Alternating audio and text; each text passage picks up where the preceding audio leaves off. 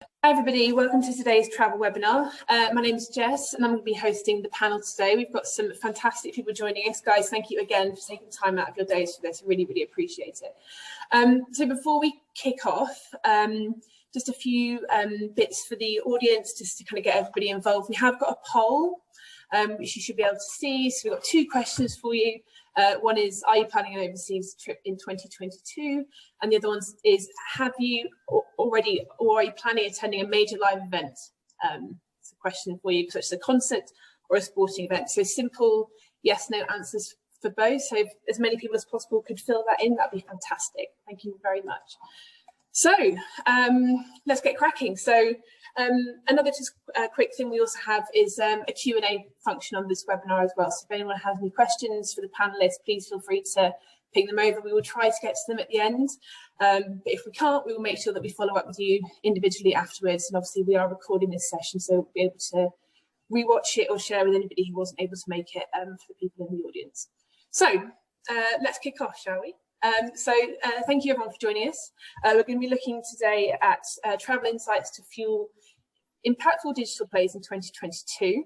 We've got some fantastic panelists. So we have Chris Rose, the Director of the Sound Travel Group. Garry Nelson is the Group Head of Marketing at AllClear Travel Insurance. And then our own Jamie Ross Skinner, who's our Insights Manager at TIPi Group. Guys, would you mind giving the audience a bit of an introduction from yourselves about what you do and what your company does, please? Shall I start? Please. Hi, my name is Chris Rowe. I'm Director of Sound Travel. Sound Travel is a relatively new startup company founded in 2018. In 2019, we secured a contract with Ticketmaster to create music packages with tickets and hotels for concerts and other events, sports, but mainly concerts, and saw a absolutely phenomenal growth until COVID hit. COVID hurt us very, very hard. Talk about that a little bit more, I'm sure, later. We're now coming out of it and seeing absolutely phenomenal growth as people open up. So it's really interesting to see who is going to be going to a live event or who's already been. And my background is travel. I've probably been in the industry 35 years, working for brands such as Accor Hotels, Expedia, Virgin, where I worked alongside TIPi Group a lot, and then prior to that, Expedia, Accor, and TUI. So travel through and through, and look forward to today. Thank you, Chris. Garry, would you like to go next? Yeah. Good morning, everybody. My name is Garry Nelson. I'm Group Head of Marketing at AllClear Travel Insurance. We are a specialist in the older medically impaired market, and rather like Chris, we were enjoying a period of best ever growth prior to the pandemic. We were acquired by a venture capitalist business 2 years before, in December 2017. A new CEO came in, and as I said, it's been a rocket journey since, but been very much dampened down, as Chris has explained, since the pandemic. So obviously we'll share some insights into what we've done. My background isn't travel insurance. My background was I played football for 18 years professionally. Then I worked for the Professional Football Association. Then I worked for ITV as a sports pundit. And then I worked in member benefits for a variety of organisations such as the Met Police and most of the big unions, Royal College of Nursing, Royal College of Midwives are some of my clients as well. Awesome, thank you. Definitely another webinar on your sporting career would be good. For sure, it'd be interesting to know. I've got one tonight actually with Brighton and Hove Albion, so you're welcome to join us. Fantastic. Lovely. Thank you, Garry. Jamie, would you like to give us a bit of background on yourself too, please? Yeah, I'm Jamie. I work at TIPi Group with Jess as the Insights Manager, so very heavily focused on keeping the finger on the pulse of consumers, looking at attitudinal and behavioural shifts, especially with the way they engage with digital media. But with a big focus at the moment on travel, so looking at particularly how consumers' attitudes and behaviours have shifted around travel over the past 18 months. Oh, awesome.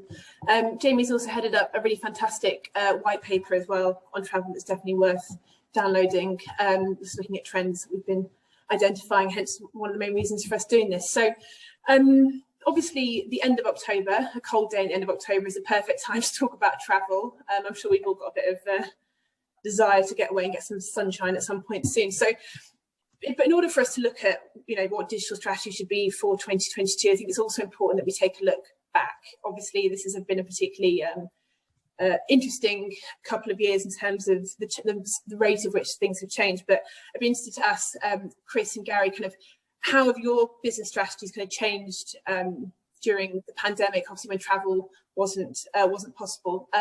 Chris, would you like to kick us off on that one? So I mean, our business was about creating packages with tickets for concerts and events, mainly with Ticketmaster, and we did our first one, which was Queen and Adam Lambert in September. That went on sale, and I think it was phenomenal growth. Went from nothing to 4,000 packages overnight, and we were storming, absolutely storming. We'd proven the model. We were having bands I'd never heard of, My Chemical Romance, Kasabian, all coming through, all wanting to package their tickets for events around the UK. We then started to staff up, startup business, but if we were going to have to service 4,000 packages for Queen and Adam Lambert, we needed to staff up. So we started staffing up in January and February, and we had 4 new staff ready for the onslaught of summer and all of these events that would be happening and all these customers that we needed to be serviced. They all started on about the beginning and middle of February. 6 weeks later, Boris is there telling us to all go home. So we literally went home and the business stopped overnight because events were banned. And then during the lockdown period, it was around conservation, protecting the business, but also hoping that the events that were booked for summer 2020 moved to summer 21 and didn't cancel. So it was about preservation, but we did use the time, and I'll come on and talk about different strategies. We did use the time during lockdown to completely review the technology we were using. So we were less reliant on people and manual stuff. Okay, cool, awesome, thank you very much. Garry, what about yourselves at AllClear? Yeah, similar to Chris, really, and we employ around 140 people, so, and that had been growing at the fastest rate that we'd had, and January, February, March for us are key months. So we'd actually geared up for new staff as well in our contact centres. But overnight, literally, the opportunity to travel was gone, and therefore people needing to buy travel insurance was in theory gone as well. So our business didn't come to a stop. People were still not sure how long the pandemic would last for, and obviously a lot of people have got annual policies, so they were hoping that some element of that would still be valid. So from our perspective, it was about, as best we can, honouring refunds. So very important. Our customers are particularly medically challenged. They pay a lot of money for their travel insurance. As a result, they're quite aged. And that was precisely the group at the time, as we all remember, were earmarked as the most vulnerable. So there was quite a lot of fear there as well, I have to say. So our strategy really was around, a bit like Chris really, just reviewing, for those people left in the business, obviously some people were furloughed, was to make sure that we were looking after customers when they wanted to cancel their policies and want refunds, to make sure we did that, to negate any kind of Trustpilot review kind of information and any PR slant, to review the product and to talk to underwriters about what could be done to enhance the product to get in new rafts of COVID cover, which we did very, very quickly. To look at what product extensions that we could put in place. Could we extend the product? Could we give an element of the policy free to try and negate people cancelling? And to then look at all your processes and to review the processes and see where you could make good amend, make better. And also, one of the key strategies, I think, which is, I think, rewarding us now, is that we made a conscious decision that we would carry on communicating to our customers. So the only real methodology you had for that was through email on a cost basis. All the other channels that we're normally out there with were closed off to us. So it was about putting good content on your website, keeping customers informed, trying to steer them to where the best information was, and to carry on talking to them, and not necessarily about travel. We were talking to them about what they wanted to do in their gardens, relaxation techniques, quizzes, any kind of things that engaged them and kept our brand in their mindset, and just trying to give them as much information as possible about what was going on. Okay. Interesting, thank you very much.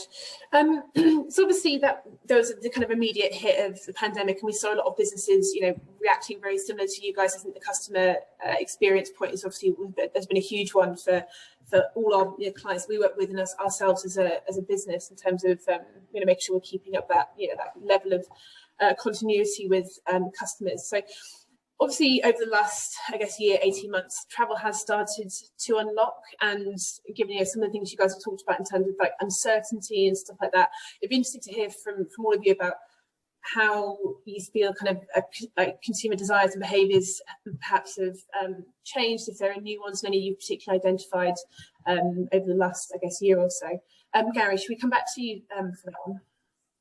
Yeah, I think the value of staying in touch with our customers also meant that you were getting feedback from them. So I think our customers travelled frequently. They had the money to do it. They had the time to do it, and generally they've got the good health to do it. So they were frequent travellers. And when you get later in life, your opportunities are reduced quite naturally. So having a restriction of not being able to travel for 18 months really impacted them, particularly when they used to do it so often. And the other thing that we should also say is that it's not all about travel for holiday purpose. As Chris knows, it could be for a special event, it could be for an anniversary, but one of the big things was obviously travelling to see family that live overseas, which again has been closed off to them. So all of these things, we found that the customers were very keen to travel still, but for the older audience particularly, they were keen to travel where they knew they were going to be safe. Mm-hmm. And the key elements of that, wearing masks on the aircraft and making sure that as many people on the aircraft they knew were negative was one thing, but the vaccination was the key element for them, and that they would feel that if they were vaccinated, they were safe to travel. But they'd also be looking probably in more detail than ever before at actually the health facilities and the overall health situation in the countries that they might want to go to, because they certainly would be worried if they were falling ill in perhaps some of the more off the beaten track places, if they contracted COVID. So it's an element that's often overlooked. People spend an awful lot of time looking at lovely places to travel, and spending quite a lot of money to travel to those places, but they don't necessarily look at what the healthcare or the health facilities, or you know, how much money you might have to pay, for example, if you are somewhere else and you expect it all to be like the NHS in the UK, which is not the case even in many places in Europe. Yeah. So I think going forward, I think people will be a lot more diligent in terms of thinking about where's safe for them to travel. For sure. You've never had to be so cognizant of foreign policies on healthcare and travel and stuff like that. You know, visiting Italian government websites, for example, to try and work out what the best course of action is when you're going on holiday. Jamie, from an insights, I guess, an agency perspective, what's your kind of perspective on the consumer desires point? Well, I mean, we've seen so many trends come and go almost over the past couple of years, that I think the trick really has been trying to work out which ones had longevity. Safety, obviously, as Garry flagged, is probably the biggest thing we've seen become more important, as in kind of, you know, safety from COVID, but also things like flexibility in terms of cancellation policies has become hugely important to consumers. And that's across kind of all demographics, rather than just kind of with the older demographic who are more concerned about safety. I think people need to have some kind of reassurance that they might get their money back if the trip is cancelled for some reason. And there seem to be obviously so many reasons that might happen at the moment. Beyond that, there's other kind of more subtle and nuanced trends, such as the desire for familiarity. We've seen the number of people booking trips to countries they've not been before considerably decrease, just because people want to remove factors of uncertainty from what's already quite an uncertain process. So people are preferring to actually get to places they've already been before. Beyond that, there's various different groups of travellers who are kind of opening up again and trying to book holidays. So we've seen a big boom in honeymoon interest from all those delayed weddings that we had over the past kind of year or so. And other kind of, again, subtle trends like all the people who bought pets during lockdown, looking for holidays that they can take their new pets on. I think it was over 3 million pets were bought in the UK during lockdown. So there's things like that that have a knock-on effect on travel, just general lifestyle trends. Yeah, so there's plenty of things that we've seen, and I think, yeah, understanding what are going to be the long-term trends is key. And I'm really, with COP coming up as well, the key one to think about for long-term is the eco consciousness around travel. To what extent can travel brands offer more kind of green solutions? I'm sure that's something that Chris and Garry are probably looking at as well. Yeah, for sure. So yeah, for Chris, from your perspective, looking at events, obviously there's been slightly different, I guess, in kind of foreign travel considerations. So what about the consumers of sound travel tickets and events? We don't own the consumer. Ticketmaster owns the consumer, so we're B2B2C. So we're sort of the support arm for the Ticketmaster customers that book packages. I have to say, during lockdown, as we saw big events moving from 2020 that were uplifted and moved to 2021, Ticketmaster were very quick to have a very flexible, you want a refund? No problem. You want to move? No problem. You want a credit? No problem. They were very, very good at the flexibility there. What our challenge was not necessarily a challenge of repositioning the customers. So Queen Adam Lambert, it moves from June 20 to June 21, and that happens in the middle of lockdown. Our problem was that hotels were closed and nobody was there. So because of Brexit, and then because a lot of the hotels were closed because they weren't allowed to open, we struggled to make contact with commercial contacts to move the people. I mean, I have to say, the hotels partners we work with were very, very good, very flexible, and we were able to move them. But one of the things that the hotels had to do was, because they didn't have any business, they had to reduce their cost base. And most of the hotel's cost is people. Throw into it Brexit, throw into it that a lot of the staff that work in hotels tend to be migrant workers. They were very short-staffed and had what staff were left on furlough. So that was a big, big challenge, but we managed to do it. We managed to get it all moved and done. But, it's coming back, but hotels aren't coming back at the same staffing levels as you saw previously, because either the staff aren't there or the hotels haven't got the occupancy to justify employing the staff. Yeah, fair enough. Well, that brings me very nicely on to, I guess, the next question. Obviously, we were talking about it as an internal group, changes to the budget and obviously policy changes, and etc. Obviously, massively impact this vertical. So, how permanent or kind of long-lasting do you guys think these changes are, and these kind of behaviours are? Jamie, should we go back to you for some initial thoughts on that one? Yeah, I mean, I suppose the key factor here is, will there be more waves that affect us in kind of oncoming years? I think safety will stick around as a key concern, again, especially with older or more vulnerable audiences. A few of the trends that were caused more just by knock-on effects, for example, the build-up in demand, which has caused people to be booking more expensive holidays. I think that trend will kind of dissipate as people's savings over lockdown are all getting spent. But yeah, so I think key things such as flexibility and safety will stick around. Many of the smaller trends will probably ebb out. And again, as I said before, I think this slow moving trend towards ecotourism will persist, partly pushed by government regulation, partly pushed by tax, and partly pushed by consumer pressure by younger generations. There's still a big gap there in terms of the say-do divide. I think something like 70% of consumers say they want eco-friendly holidays, but then when it comes to actually booking them, that percentage is way, way lower, down than kind of 30% who actually choose a more eco-conscious holiday. So that gap will probably get narrowed as time goes on, but it's a slow process. For sure.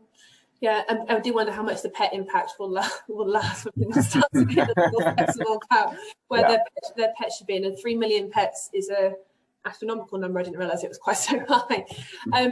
Chris, what's your kind of thoughts before we go on to Garry? In terms of changes, I think,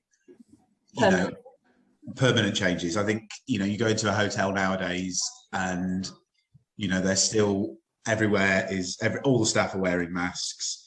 They're very conscious that if COVID hits a hotel, it's gone. You can't get the staff because of Brexit. So they're very, very, very, every hotel chain or every hotel that you go to has a stay safe, stay clean, some sort of mantra over cleanliness. And that you see that when you go into the hotel. So I think that will stay, because they just can't afford for a hotel to go down with the staff to go down with COVID. Mm-hmm. One of the other things I think you'll see is during COVID, the hotels, what was happening is flexibility on booking terms and conditions, on payment terms, handback dates of rooms. They were getting really tight pre-COVID. Post-COVID, they're all so desperate for the business that they're not fighting on price, but they're fighting on terms and conditions. So, because that's what the consumers are demanding. So if you as a hotel don't offer flexible handback on rooms or flexible payment terms or refunds, you ain't going to get the business. So I think that will stay. How long for, I don't know. Okay. Interesting. Garry, from an insurance perspective, the kind of the changes and how long it will last, how long it will impact travel insurance? I think we'll be living with COVID for a long time. It will become like flu in terms of kind of what we all live with. The benefits are out there for COVID now.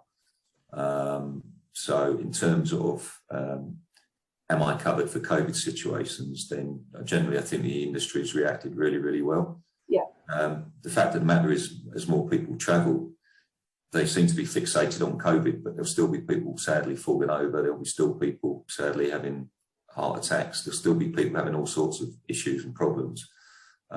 So I think the one thing, and it's a good thing from that perspective clearly, is that I think more people understand now more than ever the need for travel insurance. And the other element to that is obviously with the Brexit situation is the EHIC card and what kind of evolves out of there. And I think government advice on that has generally been, you shouldn't rely on whatever the GHIC, I think, is the latest iteration of it. You shouldn't rely on that as any kind of cover, mainly because probably the standard bearer throughout Europe for healthcare is the NHS, and everywhere else to some element. If any of us have been skiing, you'll always pay for a helicopter off. You'll always pay for a blood wagon to take you off. You'll always pay left, right and centre for all sorts, and that's in France or in Italy, which is part of the EU, and therefore you think it's all covered by what was EHIC, and it isn't. So I think from that perspective, the understanding is there. I think providing that people are understanding also that COVID is well covered, I think will adapt to it. I do think people will be selective in where they want to go far more. And if they need to pay more for it, to the earlier point about eco-tourism or just the fact that the green footprint, I think if you're getting charged for it, I think an older audience with limited opportunity to enjoy time in the future, I think they'll pay it. I think they will. I think they'll probably feel that they're making their contribution by paying the levy. But some of the research also told us that people will pay more to cover all the things that they want to do. So if they feel safe, they'll pay more to feel safe. If they need to hire a villa rather than a hotel, then they'll hire a villa. If they hire a car or a private hire rather than go on a bus with everybody else to the hotel drop-offs, then they'll do that. Mm-hmm. And so on and so forth. If they need to go self-catering, they'll go self-catering rather than mix in mass food halls. So I think these are some of the emerging trends that we're starting to see in terms of kind of the decision making that people will come to. Having said that, we're also seeing people expressing a desire to do things that we don't like the term bucket list. Always implies that there's a finite date to getting all these things achieved. But you know, the dream holiday, the luxury cruise, or the you know, the really trip to New Zealand that they've always been planning but not been able to go on. I think people will be increasingly looking to do that because they realise now that, you know, things can change very, very quickly. But obviously, we also know that some of the countries are still fenced off to us, so we can't actually travel there. Yeah, sure. Okay, cool. Thank you. Just kind of moving the conversation more into, I guess, kind of like a digital and kind of marketing strategy. Chris, if we come back to you, given everything that's happened and all the pivoting and, you know, everything you said about, you know, changes internally and changes, you know, in the market, the vertical, etc., how are you applying the learnings, I guess, from the last 18 months to your kind of ongoing strategy, particularly, I guess, now for 2022?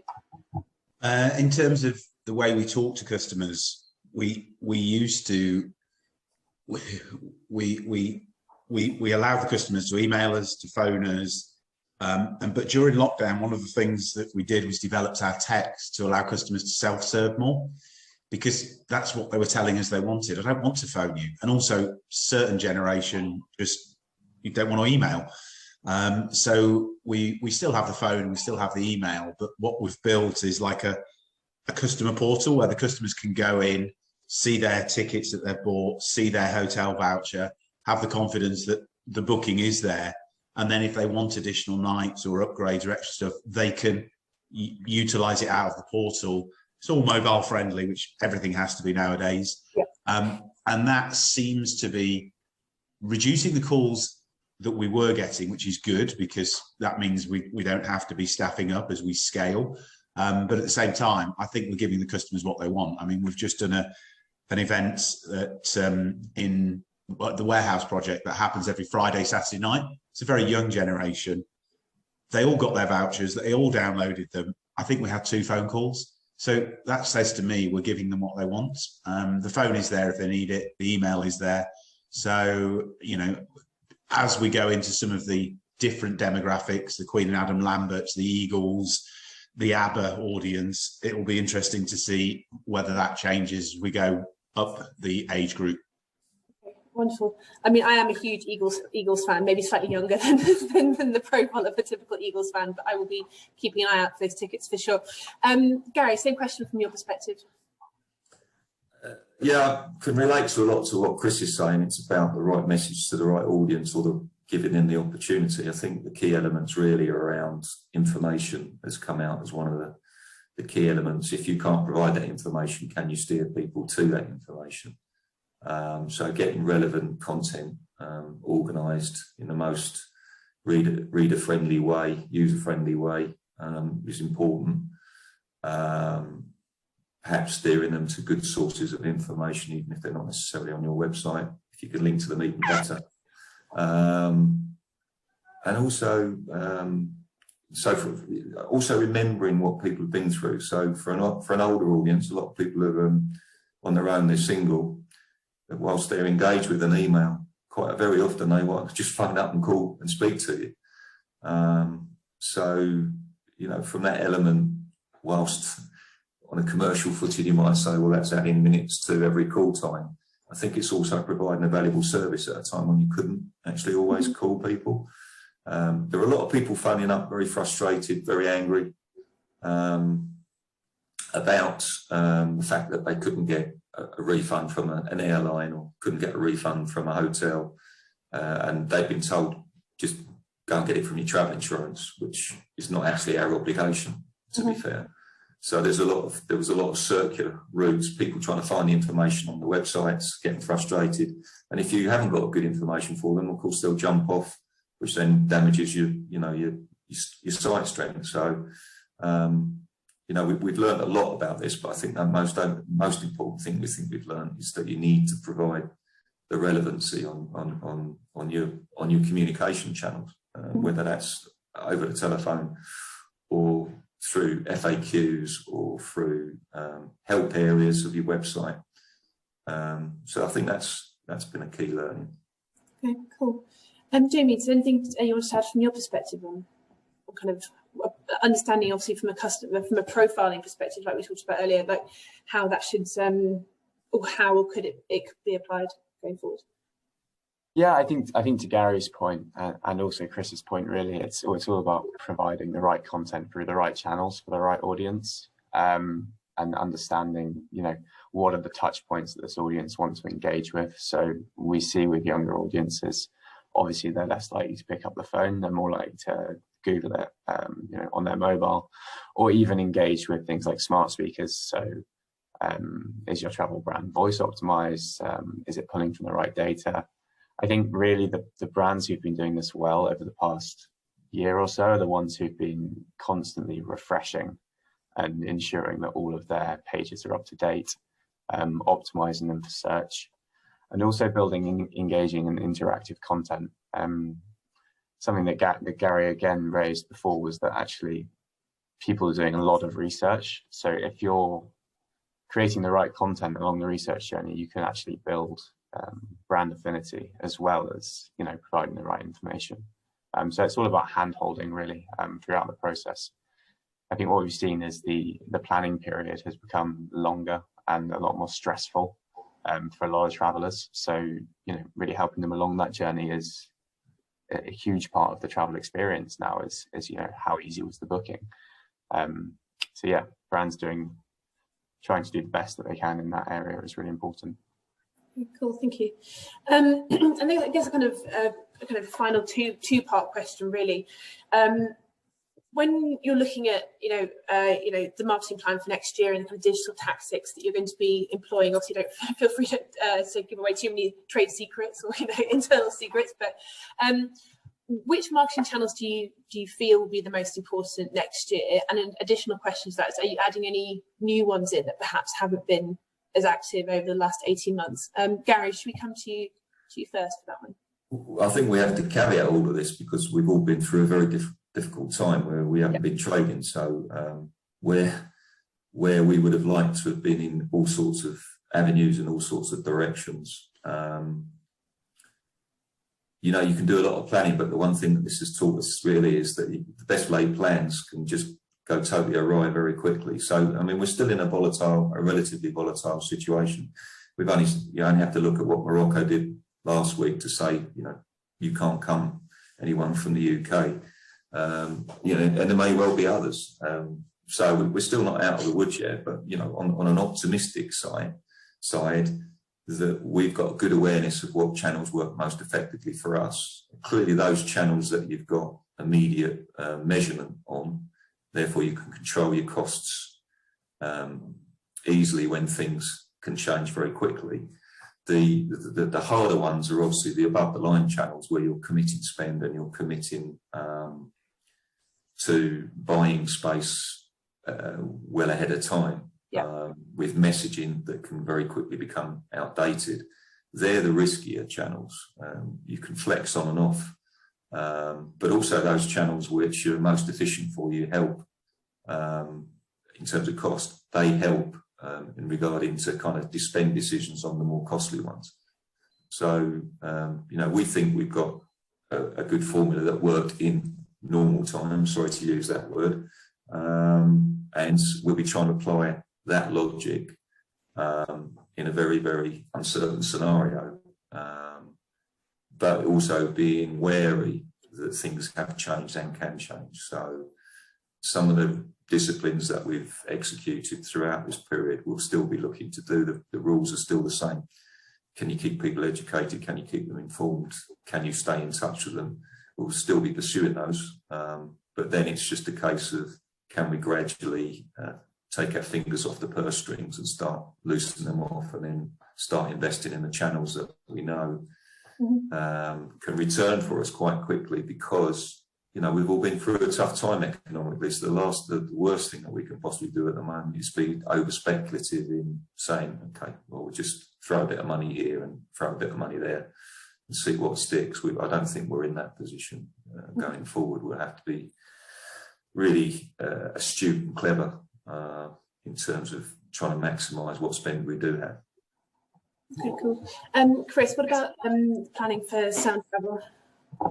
We're quite lucky that we're a B2B2C company, so we don't do any direct marketing. We do sell tickets for some partners where we do push and promote, but it's very small. It's an area of development that we need to look into.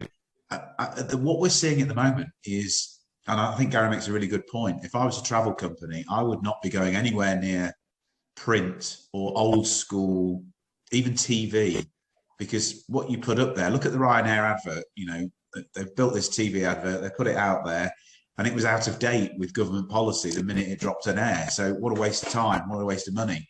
I wouldn't be going into old school marketing, but at the same time, I think any travel company needs to be talking to the customer where the customers are, whether that be digital, mobile, you know, Jamie mentioned voice. I think that's an area that I'd certainly be looking into, and, you know, the Alexa and you know, the other devices. So for us, I think it's about reassurance with the customers, because to Gary's point, concerts are back, but who knows what's going to happen next week, next month, next year. You know, Boris could announce that in order to get into, I don't know, a Coldplay concert next year, you need to be triply vaxxed, and that's going to cause mayhem and everything else, and cancellations and refunds. So for us, it's about being close to the customer, understanding their needs, and managing the flexibility when things change, which hopefully they won't, but inevitably I think they will. Okay, perfect, thank you. Jamie, did you have anything you wanted to add to that from our perspective? I think just to reiterate really Chris and Gary's point, yeah, digital is critical because of, you know, the ability to flex messaging. I was a victim of the Morocco ban last week. I was meant to be there, and so I know kind of from the sharp end how painful that can be for consumers. Yeah, so the role for digital really is, you know, mopping up that bottom of the funnel, interest and flexing messaging, also testing new channels. I mean, Chris mentioned voice, you know, new social channels such as TikTok, for example. There's a lot of big audiences out there who are moving across social platforms. So yeah, using the time to test new platforms, I think. I do believe there's also a role for more upper funnel traditional channels, such as TV. But I mean, as Chris said, it's very important to get the messaging right. I think offer-based messaging won't work. It's going to be all about building trust with consumers. I think now more than ever, consumers will want to book with brands they've heard of. So building awareness, building trust, being the British Airways rather than the kind of unknown airline will be really important. So yeah, I think there still will be some upper funnel investment, but just very brand focused, whereas digital channels will be used very much to serve offers and messaging that's relevant to the exact kind of point in time that we're in. And, you know, you never know what's around the corner, I suppose. Yeah, for sure. Awesome. So we have had a question in the Q&A, which I'll just go to in a second. If anybody would like to ask any more questions specifically to any of the guys on the panel, this is your time to do it. So please feel free. But I've got a question for Chris, if that's all right, Chris. So I guess the question is, what is your view on travel versus like super events, such as the Paris Olympics, World Cups, and what does the planning and the kind of booking window look like for those sorts of events from your perspective? I can't talk from Sound Travel because we've not been lucky enough to be doing the packages for an Olympics just yet. But I can talk from my core days when we were planning for the Paris Olympics, the Commonwealth Games next year in Stratford, or any other major event. The planning for those, John, typically start 2 to 3 years before, with either the Olympic Committee or the organising committee, FIFA, UEFA, going to the city, the host destination, and securing as many rooms as they can at the rate that they want to pay, because they can. And then what you typically find is there's a bit of argy-bargy between hotels and organising committee, a rate's agreed, and then it all gets secured.